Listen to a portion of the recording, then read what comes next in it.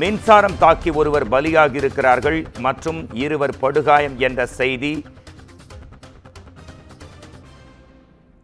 அண்மை செய்தி ஒன்று.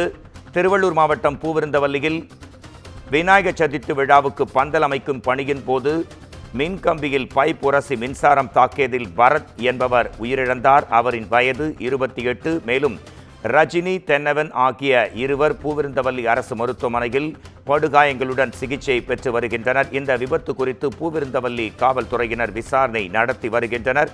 இது குறித்து நமது குமுதம் செய்தியாளர் சிவகுமார் தரும் உடனடி தகவல்களை கேட்கலாம். மின்சாரம் தாக்கி ஒருவர் பலி, திருவள்ளூர் மாவட்டம் பூவிருந்தவல்லியில்.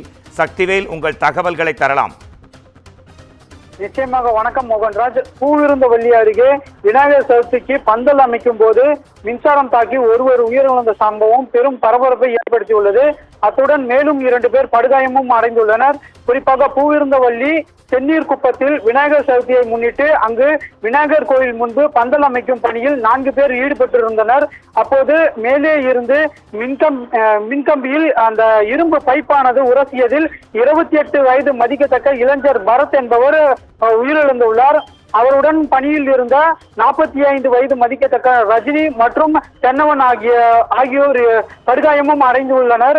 உடனடியாக அருகில் இருந்தவர்கள் அவர்களை இருவரையும் மீட்டு பூவிருந்தவல்லி அரசு மருத்துவமனைக்கு அனுப்பி வைத்தனர் சிகிச்சைக்காக. மேலும் இந்த சம்பவம் தொடர்பாக பூவிருந்தவல்லி காவல்துறையினர் வழக்கு பதிவு செய்து விசாரணையும் மேற்கொண்டு வருகின்றனர். மோகன்ராஜ், நன்றி சக்திவேல், உங்கள் தகவலுக்கு நன்றி.